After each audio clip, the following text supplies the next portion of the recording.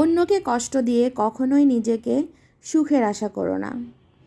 একটা কথা মনে রেখো, কর্মফল খুবই ভয়ানক জিনিস। আজকে তুমি যেটা করেছ, কালকে সেটা তুমি সুদে আসলে পেতে পারো। আসসালামু আলাইকুম, কেমন আছেন সবাই? আশা করি সবাই ভালো আছেন। আমি আয়েশা চলে আসলাম নতুন আরেকটি ব্লগ ভিডিও নিয়ে। আমার ভিডিওর কোনো অংশ যদি আপনাদের ভালো লেগে থাকে অবশ্যই কমেন্ট করে জানাবেন, একটা লাইক দিতে কিন্তু ভুলবেন না। আমি মেয়েকে স্কুল থেকে আনার জন্য চলে গেলাম। তারপর স্কুল থেকে আসার সময় কিছু সবজি নিয়ে আসলাম আর এই ছোটো মাছগুলো নিয়ে আসলাম। একদম ফ্রেশ ছিল তো, তাই 1 কেজি নিয়ে আসলাম। বাসায় এসে নাস্তা খেয়ে তারপরে রান্নার কাজে চলে আসলাম। এখন তো মাছ কাটতে হবে, কি আর করার। তাই হাজব্যান্ডকে তাড়াতাড়ি খেতে দিতে হবে, দুপুরে ভাত খেয়ে দোকানে যাবে। তাই খুব তাড়াতাড়ি রান্না করছি। তাই কি কি দিলাম এখানে সেই ভিডিওটা আপনাদের সাথে শেয়ার করা হয়নি, তবে আমি বলে দিচ্ছি। এখানে আদা রসুন বাটা, জিরার গুঁড়ি, ধনিয়ার গুঁড়ি, হলুদ মরিচ আর ধনিয়ার গুঁড়া দিয়ে দিলাম।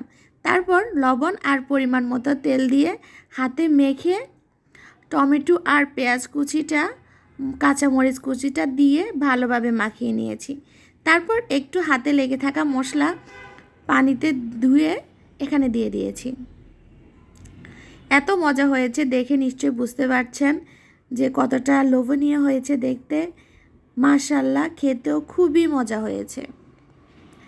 আর এমন তাজা তাজা ছোটো মাছ খেতে কিন্তু খুবই মজা লাগে, আমার তো খুব প্রিয়। তাই যখনই এই ছোটো মাছটা দেখলাম আর কোনো কিছুই চোখে পড়লো না। ভাবতেও ইচ্ছে হলো না যে এতগুলা মাছ আমি কিভাবে কাটবো। আমি কিন্তু ছোটো মাছ খুব বেশি কাটতে পারি না।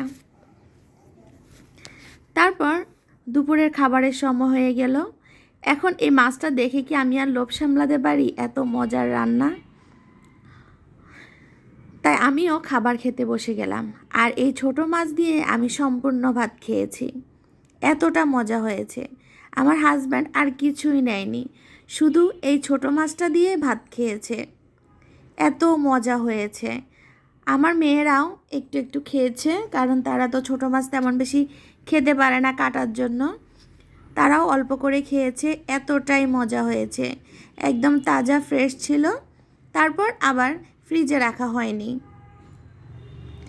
আর এই কাঁচামরিচগুলো আমি বেশি করে ছোটো মাছে দেই, কারণ কাঁচামরিচগুলো ভাতের সাথে মাখিয়ে মাখিয়ে খেতে কিন্তু খুবই মজা লাগে। আমার কিন্তু খুবই প্রিয় এই ছোটো মাছগুলো, তাই কাটতে ঝামেলা হলেও কিন্তু নিয়ে আসি। ওর বাবাও আনে, ওর বাবা কম আনে, কারণ আমার কাটতে সময় লাগে, বিরক্ত লাগে। তাই আল্লাহ হাফেজ, ভালো থাকবেন সবাই।